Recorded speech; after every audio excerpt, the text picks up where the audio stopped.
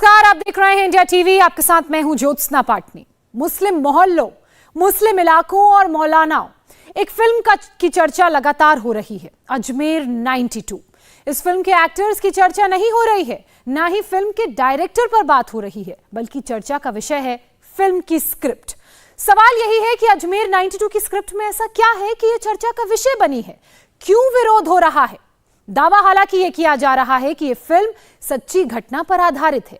यह फिल्म 30 साल पुरानी घटना पर बेस्ड बताई जा रही है। फिल्म में 250 से ज्यादा लड़कियों को ब्लैकमेल करने की बात बताई गई है। तो क्या सच में अजमेर में 30 साल पहले 250 से ज्यादा लड़कियों को ब्लैकमेल किया गया था? अजमेर 92 फिल्म कितनी सच्ची, इनमें दिखाए गए बातें और कहानियां कितनी सच्ची, कितनी झूठी, पूरी जानकारी हमारी इस रिपोर्ट में।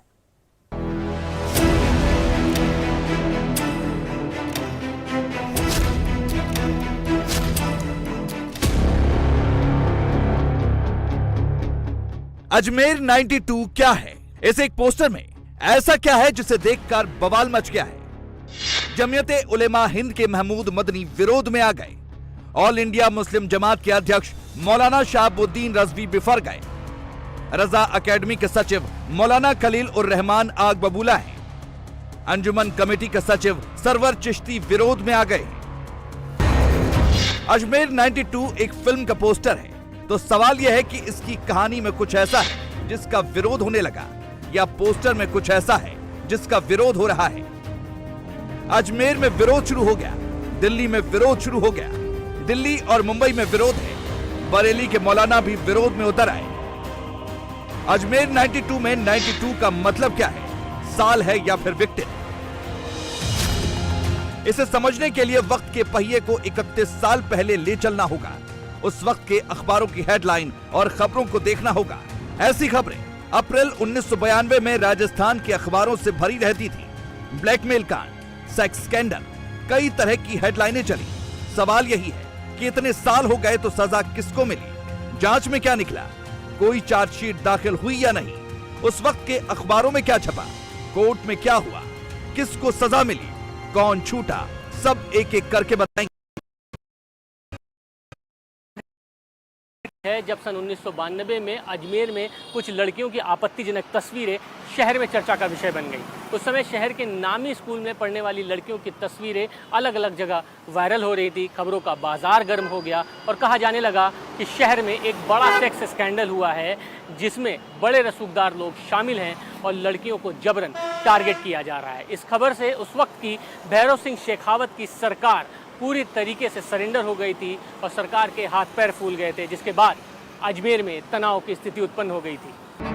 अजमेर सेक्स स्कैंडल को भारत का सबसे बड़ा सेक्स स्कैंडल कहा गया। अजमेर सेक्स स्कैंडल के बारे में उस वक्त के अखबारों में खूब छपा। आज एक बार फिर से अजमेर सेक्स स्कैंडल चर्चा में है, जिस पर फिल्म बनी तो विरोध हो रहा है। केरला स्टोरी कर्नाटक में इलेक्शन था इसलिए बनाई गई। अभी अजमेर 92 फाइल्स जो है, क्योंकि राजस्थान में इलेक्शन इसलिए बनाई जा रही है, और ये जो है इसमें कुछ लोगों को सजा हो गई है और कुछ लोगों पे अभी एक केस चल रहा है, द मैटर इज सब जुडाइज। देखिए, इसमें सिर्फ खादिम समुदाय के नहीं, बहुत सारे समुदाय के लोग हैं, और कोई मुझे एक समुदाय बता दें जिसमें अच्छे और बुरे लोग नहीं होते हैं, लेकिन आप पूरे समुदाय को कटोरे में खड़ा करेंगे। अब सबसे पहले 1992 में अजमेर में क्या हुआ था वो समझिए। मीडिया रिपोर्ट्स में दावा किया जाता है कि अजमेर ब्लैकमेल कांड में स्कूल कॉलेज की 100 से ज्यादा लड़कियों का यौन शोषण किया गया था। ये आंकड़ा इससे ज्यादा भी हो सकता है, कम भी हो सकता है। अजमेर सेक्स स्कैंडल का आरोप शहर के सबसे रईस और ताकतवर खानदानों में से एक चिश्ती परिवार के नफीस चिश्ती, फारूक चिश्ती और अनवर चिश्ती पर लगा था। अनवर चिश्ती भी, नफीस चिश्ती, फारूक चिश्ती, ये कौन है, कौन थे? पहले इसे समझ लीजिए। ये तीनों अजमेर के रसूखदार परिवार से संबंध रखते थे। 1992 में मुख्य आरोपी फारूक चिश्ती अजमेर यूथ कांग्रेस का अध्यक्ष था, नफीस चिश्ती अजमेर कांग्रेस का उपाध्यक्ष था और अनवर चिश्ती अजमेर कांग्रेस का संयुक्त सचिव था। ये सारे ही चिश्ती जो है वो दे आर नॉट पॉलिटिकल, और ये लोग जो है जिनके नाम है, तथाकथित नाम है, और जो जिनके सुप्रीम कोर्ट ने जिनको सजा दी है, वो उनको खादिम परिवार के साथ साथ वो डिफरेंट पॉलिटिकल पार्टीज के लीडर भी थे। किस पार्टी के थे? अब ये पार्टी तो अब वो लोग जाने, मैं क्या कह सकता हूँ, लेकिन हाँ जैसा कि हमने सुना है वो यही है कि कांग्रेस पार्टी की लीडर थी। मतलब इन आरोपियों के पास पैसा, सियासी पावर, सब कुछ था जब अजमेर का ये सेक्स स्कैंडल हुआ था। अब इस सेक्स स्कैंडल की शुरुआत कैसे हुई, मॉडस ऑपरेंडी क्या था, नफीस चिश्ती और फारूक चिश्ती ने कॉलेज में पढ़ने वाली लड़कियों को टारगेट कैसे किया, वो भी समझिए। 90 के दशक में अजमेर में सिर्फ 2 ही रेस्टोरेंट हुआ करते थे। उस वक्त शहर की लड़कियां इसी दोनों रेस्टोरेंट में जाया करती थी। मीडिया में छपे रिपोर्ट्स के मुताबिक ये कहा जाता है कि नफीस चिश्ती और फारूक चिश्ती, जो कि खुली जीप, एम्बेसडर और फिएट जैसी गाड़ियों में घूमा करते थे, सामाजिक प्रभुत्व और पैसा उनके पास हुआ करता था। महंगे गिफ्ट देना और रेस्टोरेंट में लड़कियों को खाना खिलाना कोई बहुत बड़ी बात उनके लिए नहीं हुआ करती थी। ऐसा ही वाकया कुछ उस दिन हुआ जब नफीस और फारूक चिश्ती दोनों एक रेस्टोरेंट में गए जहां शहर की लड़कियां मौजूद थी और उन्होंने उस रेस्टोरेंट के मैनेजर को सभी को आइसक्रीम खिलाने के लिए कहा और उसके बाद उन लड़कियों से इनकी दोस्ती हो गई और सारी कहानी यहीं से शुरू होती है। In the year of 1990s उस दौर में जो स्कूल जाने वाली लड़कियां थीं और कुछ लड़के थे, उन लोगों ने अपना ग्रुप बना रखा था और उन्होंने पहले एक लड़की या 2 लड़की को अपनी दोस्ती के जाल में फंसा, फिर उस लड़की से दूसरी लड़कियों को फंसा, फिर उनको रेस्टोरेंट और घुमाने फिराने, पिकनिक कराने, पार्टीबाजी के बहाने ले जाते थे ये लड़के।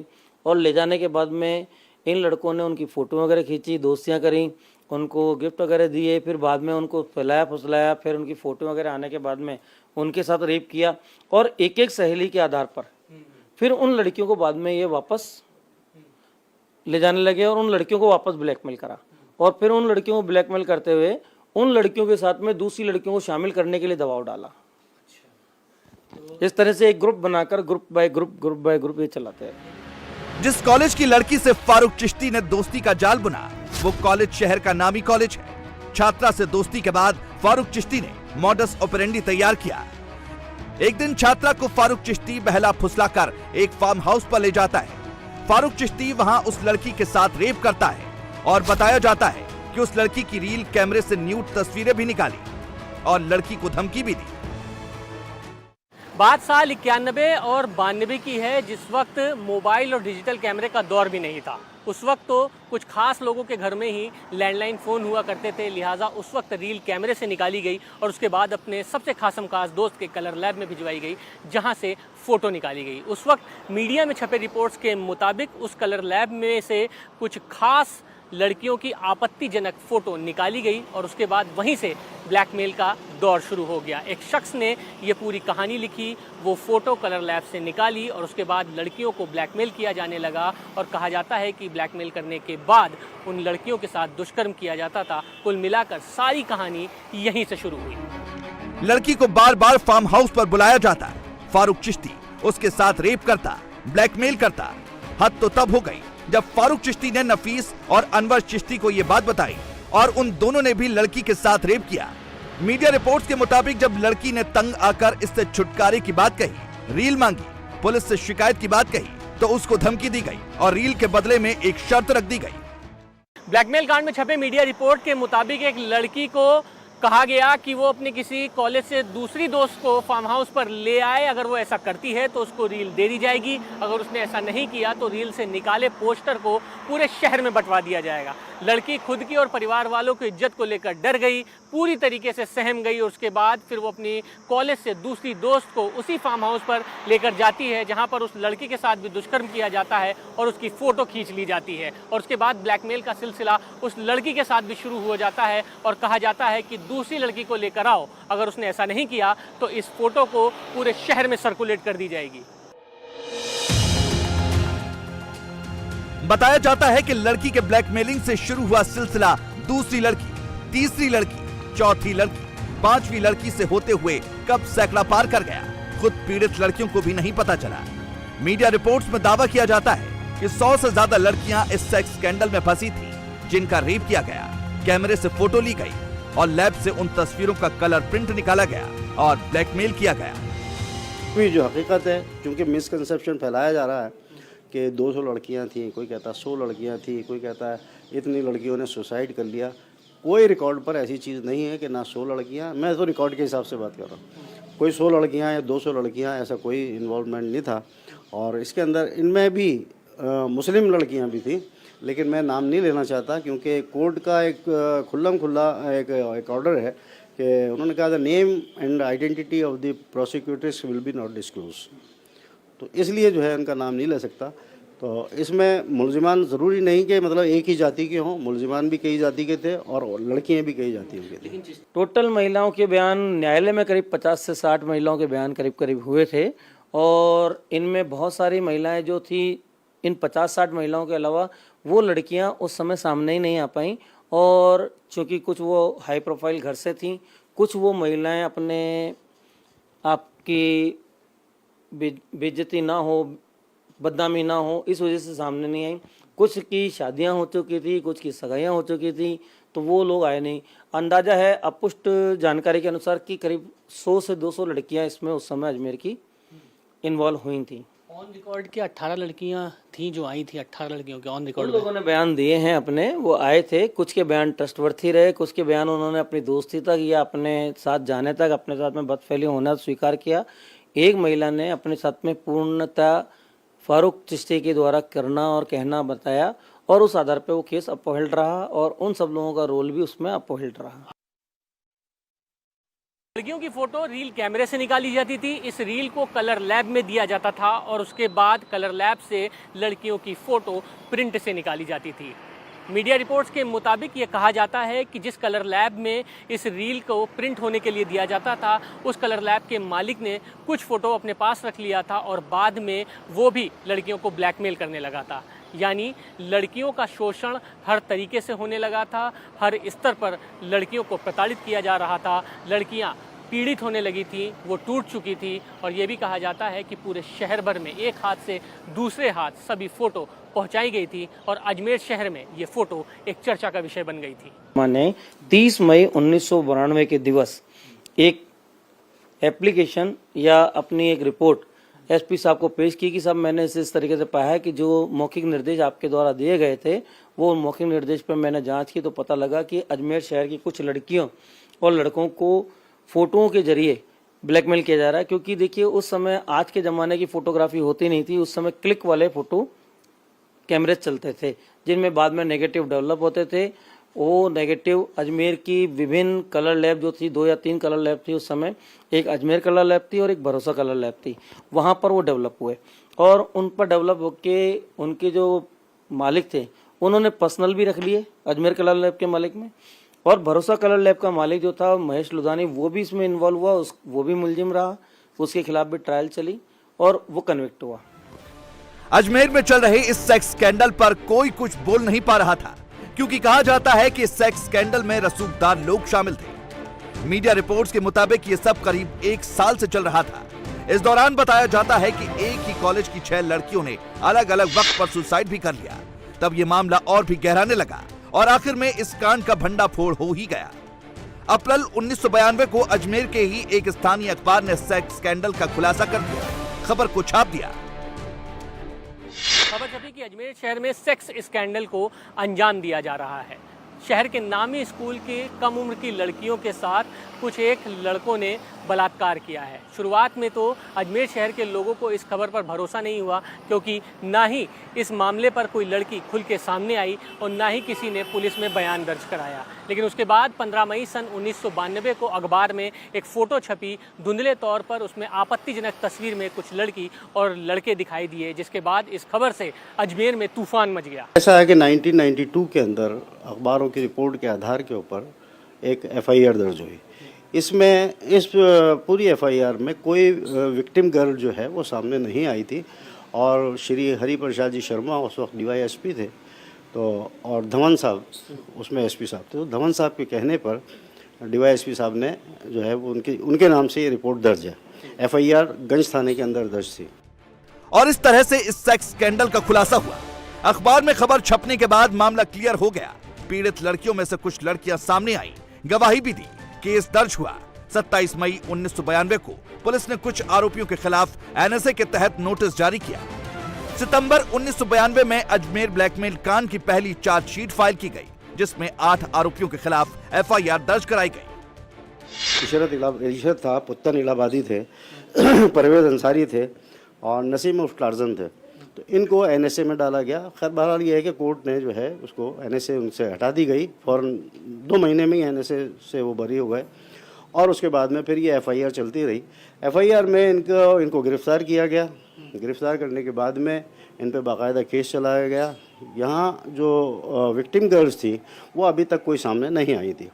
इसका इन्वेस्टिगेशन हुआ और फिर सेशन ट्रायल शुरू हुई। सेशन ट्रायल शुरू होने के बाद में इसमें 110/92 इसका केस नंबर पड़ा और टाइटल इसका था स्टेट वर्सेस पुरुषोत्तम वगैरह। तो इस टाइटल से ये केस चलता रहा। उसके बाद में जो है मुलजिमान को गिरफ़्तार किया गया और जैसा यूजुअली होता है, प्रोसीजर जो होता है, उनको जेसी भेजा गया। जेसी भेजने के बाद में पूरा ये ट्रायल यहाँ पर 91 से 98 तक चली। हालांकि जांच आगे बढ़ी तो मासूम बच्चियों और लड़कियों के यौन शोषण के इस मामले में 10 और आरोपियों के नाम जोड़े गए। 30 मई 1992 को गंज थाने में FIR दर्ज होती है। 18 आरोपी बनाए जाते हैं और 11 को अरेस्ट कर लिया जाता है। कुछ आरोपी फरार हो जाते हैं, कुछ देश में ही अंडरग्राउंड हो जाते हैं, कुछ विदेश भाग गए। 3 सितंबर 1992 को पहली चार्जशीट दायर होती है और 28 सितंबर 1992 को जिला अदालत में सुनवाई शुरू होती है। 18 मई 1998 को अजमेर की एक कोर्ट ने 8 दोषियों को आजीवन कारावास की सजा सुनाई, जिसमें मोइजुल्लाह उर्फ पुत्तन इलाहाबादी, परवेज अंसारी, इशरत अली, महेश लुधानी, कैलाश सोनी, सैयद अनवर, हरीश और शमशुद्दीन।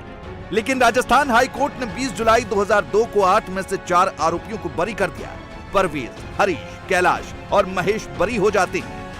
तो पुरुषोत्तम उर्फ बबना नंबर 1, उसके बाद में महेश लुधानी, हरीश लुधानी, परवेज अंसारी, शमशू बिश्ती, सलीम उर्फ टार्जन, फारूक चिश्ती, नफीस चिश्ती, कैलाश सोनी, ये लोग इनके अंदर जो है मुलजिमान थे। अनवर चिश्ती, ये लोग मुलजिमान थे। इसमें जमानत कितनों को मिल चुकी है? इसमें से ज़मानत शुरू में जो ज़मानत के लिए बात हुई थी तो चूँकि बहुत हाईलाइटेड केस था और मीडिया ट्रायल था एक तरह से, तो उसमें शुरू में ज़मानत के लिए बहुत परेशानी हुई। लेकिन फर्स्ट ज़मानत अजमेर से जो हुई है वो मैंने ही कराई थी, नसीम उर्फ टार्जन की, 11 अक्टूबर 1992 की बात।